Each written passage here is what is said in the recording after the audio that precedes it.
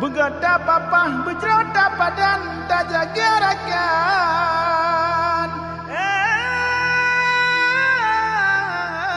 Negara mulia.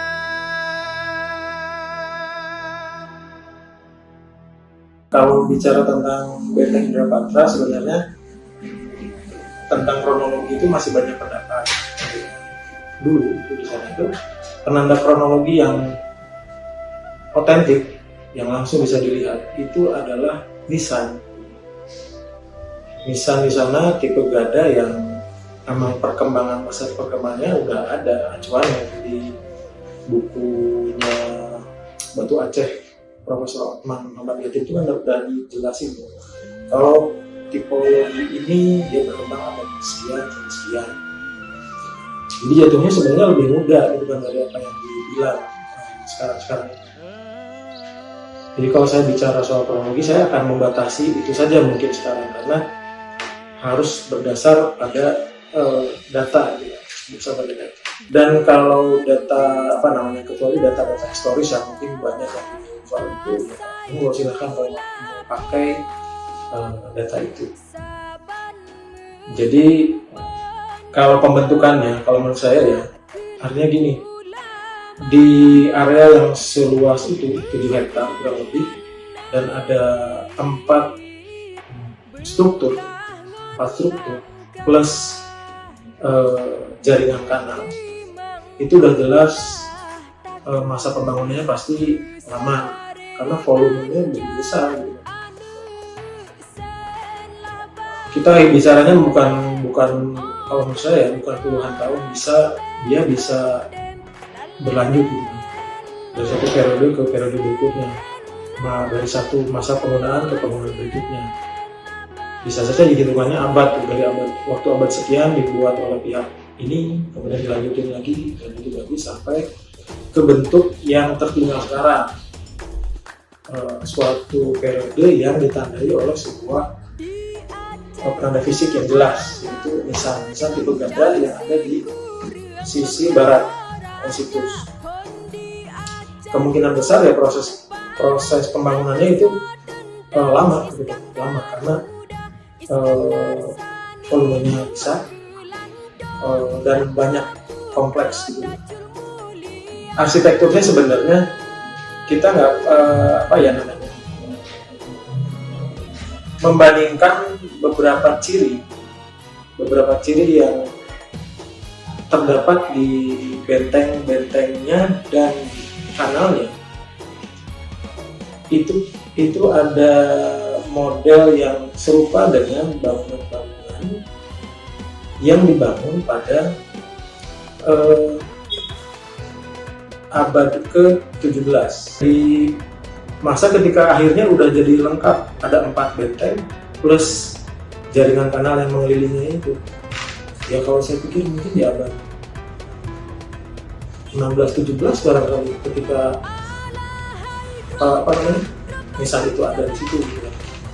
Kemungkinan di situ habis itu kan menurun dan akhirnya ya seperti yang ditulis di sejarah Aceh pada umumnya, yang akhirnya Aceh Darussalam kan terakhir sampai ketika 1874 Belanda masuk sampai ke Sidaya sekarang.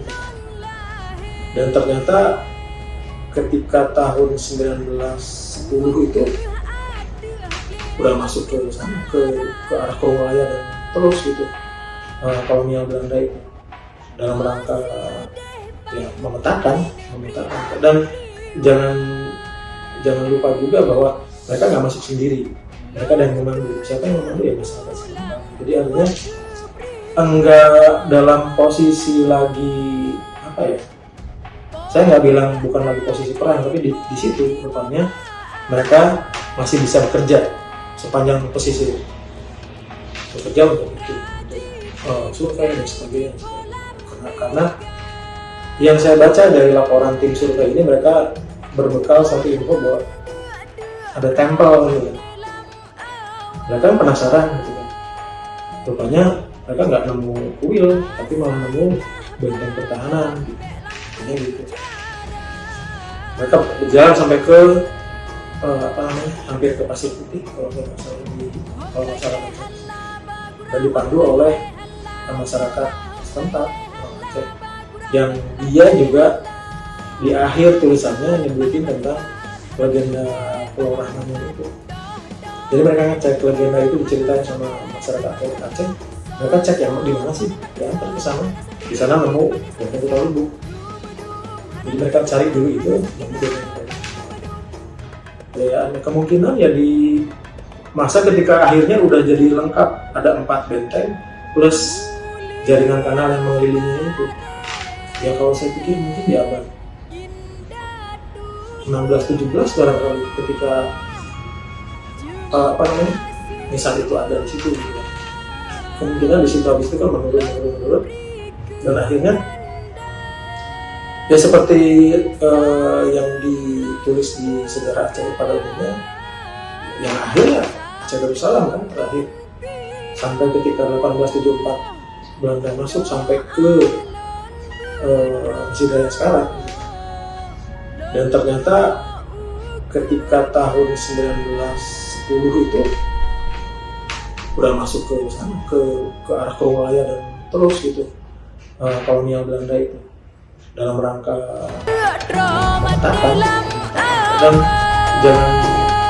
jangan lupa juga bahwa mereka nggak masuk sendiri, mereka dan enggak dalam posisi lagi, saya nggak bilang bukan lagi posisi perang di situ, mereka masih bisa bekerja pada posisi itu.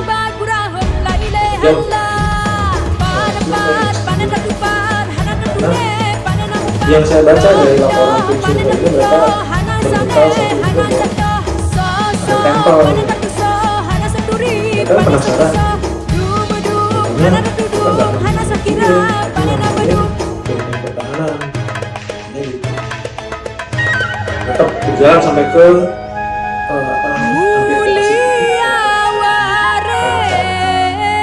dan dipandu oleh masyarakat setempat, dan dia juga di akhir tulisannya menunjukkan tentang legenda Pulau Rahman itu. Jadi mereka ngecek legenda itu diceritain sama masyarakat Aceh. Mereka cek yang di mana sih, di sana nemu